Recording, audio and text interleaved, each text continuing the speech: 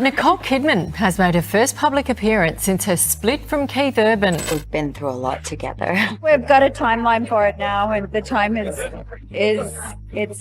now. For almost 20 years, Nicole Kidman and Keith Urban stood as one of the most photographed marriages in the world, an Oscar-winning actress and a Grammy-winning country star, an Australian pairing that seemed to defy every rule about celebrity relationships and survive. Then, in the final days of September 2025, the fairy tale ended in a Nashville courthouse.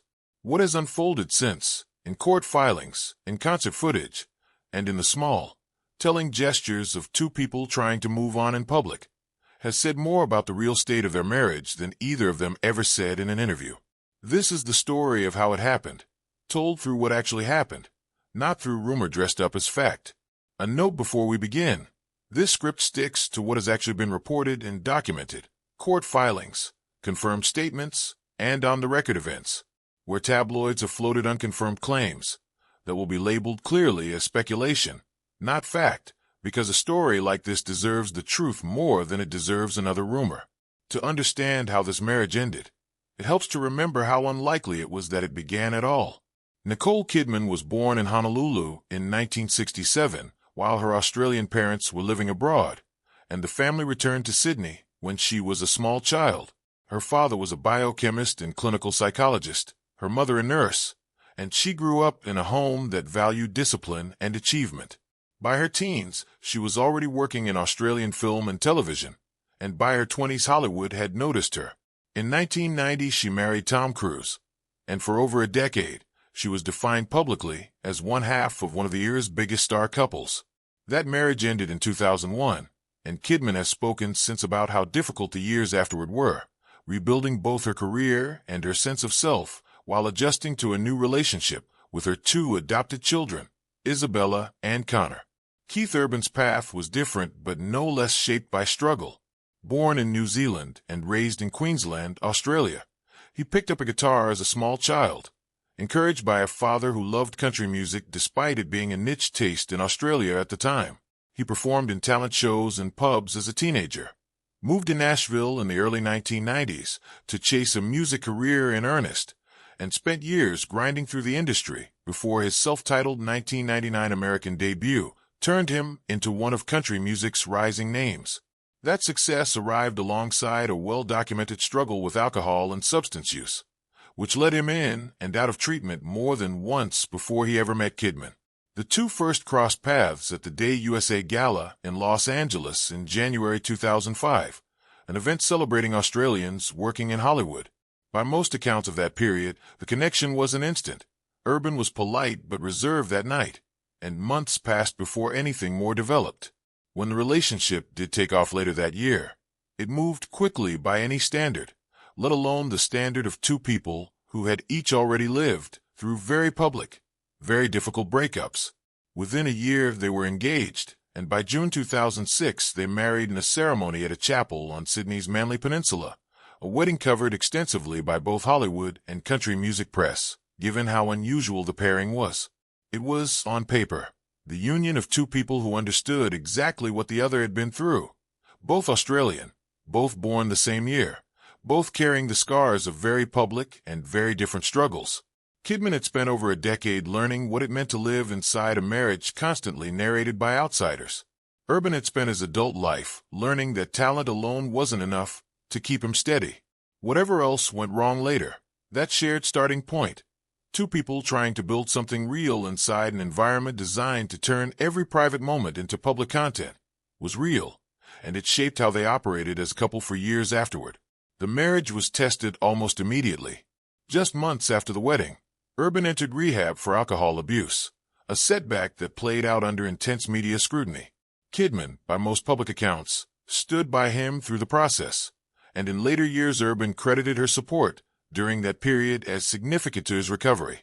It became, in a sense, the founding story of their partnership in the public eye, a marriage that had weathered crisis almost immediately and come out the other side.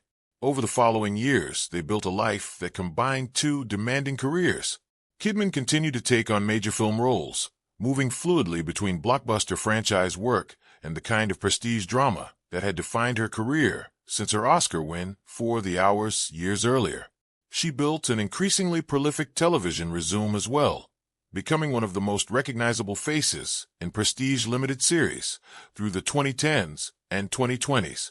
Urban, meanwhile, toured relentlessly, released album after album, and racked up multiple Grammy wins along with a long list of Country Music Association and Academy of Country Music honors, cementing himself as one of the genre's most durable stars rather than a passing crossover act.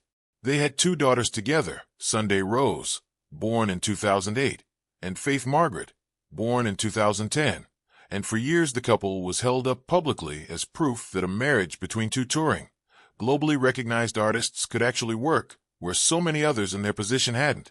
Photos of the family arriving at airports together, of Urban performing with his daughters watching from the wings, of Kidman bringing the girls to red carpets, became part of the visual shorthand of their marriage, evidence, repeatedly offered up to the public, that the relationship was as solid as it looked. Behind that image, the practical difficulties of 2 high-profile careers running on separate schedules were real, even if the specifics were rarely discussed publicly in detail. Urban's career required extended stretches on the road, often across multiple continents in a single tour cycle. Kidman's required extended stretches on film sets, frequently overseas, and sometimes for months at a stretch. The couple spoke in interviews over the years about trying to limit how long they went without seeing each other, and about building family time around both of their schedules whenever possible. But by nearly every account, the logistics of 2 international careers running in parallel made that less a solved problem than a constant, ongoing negotiation, one that both of them, by all appearances, kept working at for close to 20 years. The year 2025 followed a familiar pattern on the surface. Urban kicked off his High and Alive World Tour, taking him across the United States, Canada, and Australia through the summer months. Kidman was in London filming Practical Magic 2, the long-awaited sequel reuniting her with Sandra Bullock, which wrapped production in September.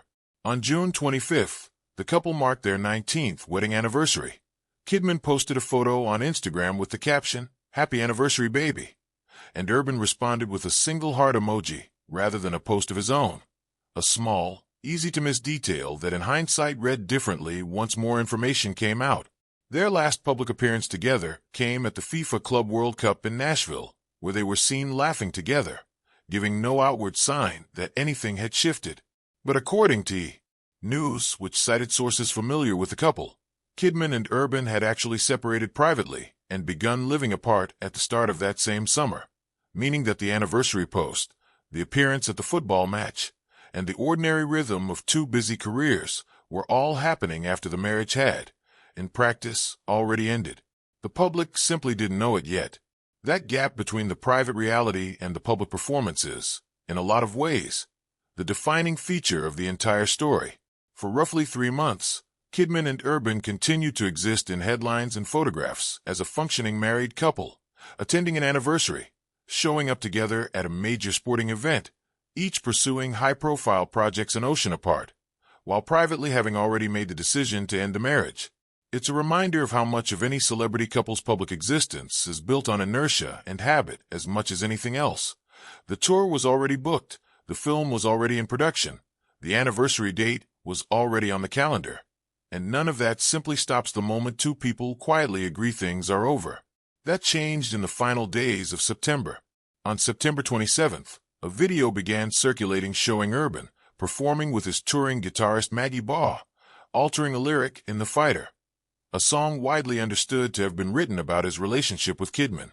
Instead of the original line, "When they're trying to get to you, baby, I'll be the fighter," Urban sang, "When they're trying to get to you, Maggie, I'll be your guitar player."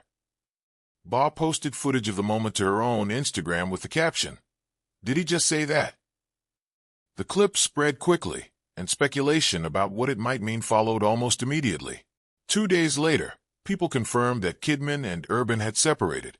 A source told the outlet that Kidman didn't want this, and had been fighting to save the marriage, one of the only direct characterizations of her state of mind to come from anyone close to the situation in the entire saga. The next day, September 30th, Kidman filed for divorce in a Nashville courtroom. where Kidman's actions in the weeks that followed were consistently restrained. The paperwork itself told a fuller story than any public statement did. She filed in Davidson County, Tennessee, citing irreconcilable differences and marital difficulties as grounds, and listed September 30th, the date of filing, as the official date of separation, even though the couple had reportedly been living apart since early summer. The filing requested that Kidman be named primary residential parent for their two daughters, then 17 and 14, with a proposed schedule giving her 306 days a year with the girls and Urban 59 days annually, along with joint decision-making authority on major issues in the girls' lives.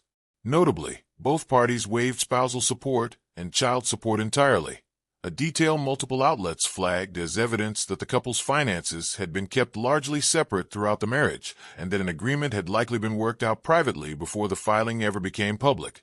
A family law attorney interviewed by Fox News Digital about the case noted that because the parties had already reached an agreement ahead of the filing, the choice of jurisdiction made little practical difference to the outcome. In other words, this wasn't a contested legal battle playing out for the cameras. It was the formal registration of decisions the two of them had already made. The day after filing, Kidman was photographed hiking in Nashville with her sister, Antonia Kidman, a quiet, private image of a woman leaning on family rather than staging a public reckoning. It set the tone for how she would handle the months that followed. Composed, largely silent on the specifics, and visibly centered on her daughters. Her representatives, along with Urban's, were approached by multiple outlets for comment in the immediate aftermath of the filing. None issued the kind of detailed public statement that so often follows a split of this magnitude, which only reinforced the sense that both sides had agreed, at minimum, not to litigate the breakup in the press. It's also worth noting the timing against both of their professional calendars. Kidman had just wrapped filming on Practical Magic 2 in London earlier that same month, meaning she filed for divorce almost immediately after returning from an extended overseas shoot rather than in the middle of it, a detail that suggests the decision, however difficult, had been made and was simply waiting for the right practical moment to be executed. Urban, for his part, was mid-tour, with dates still remaining on his High and Alive run through October, meaning he had no real option to disappear from public view even if he'd wanted to. Whatever he was feeling, he was contractually obligated to process it on stages in front of paying audiences within days of the news breaking. If Kidman's response was defined by restraint, Urban's played out very differently, not through interviews or statements, but through his tour.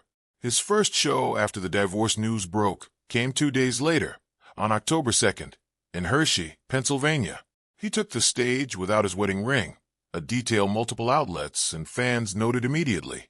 During Heart Like a Hometown, a slideshow of family photos that had been part of his show for months, including images of Kidman and their daughters, remained in the performance, seemingly left untouched rather than pulled in a symbolic break. But elsewhere in the set, the choices were more pointed. The Fighter, the song understood to be about Kidman and already the subject of the viral Maggie Baugh clip days earlier, was dropped from the set list and has not reappeared in his shows since. And during You'll Think of Me, a 2002 breakup song, Urban changed the lyric, "Take your space, and take your reasons," to "Take your space, and your bullshit reasons," a small addition, but one with an edge that hadn't been there in earlier performances of the same song. Maggie Baugh, the guitarist at the center of the Fighter clip, was notably absent from that first post-split show. Another touring musician, Natalie Stovall, filled her role on stage instead. The absence didn't quiet the speculation. In the days that followed, TMZ and other outlets reported claims from unnamed sources suggesting Urban might already be involved with someone new, and at least one insider quoted by Fox News Digital claimed that whispers of another woman were circulating around Kidman's circle, adding that Kidman herself was said to be shocked, but not necessarily disputing the possibility. Maggie Baugh's father, Chuck Baugh, publicly and directly denied that his daughter had anything to do with the Urban-Kidman split, addressing the rumor on social media in blunt terms. It's worth being clear about what these reports actually are. Unverified claims attributed to anonymous sources, not confirmed facts. Neither Kidman nor Urban has confirmed a third party played any role in the split, and no credible reporting has established that as established fact. What is verifiable is Urban's changed set list, his altered lyrics, and his missing wedding ring. All things that happened in front of paying audiences and were captured on video. What those choices meant, if anything beyond a performer processing a public breakup in the most natural venue available to him.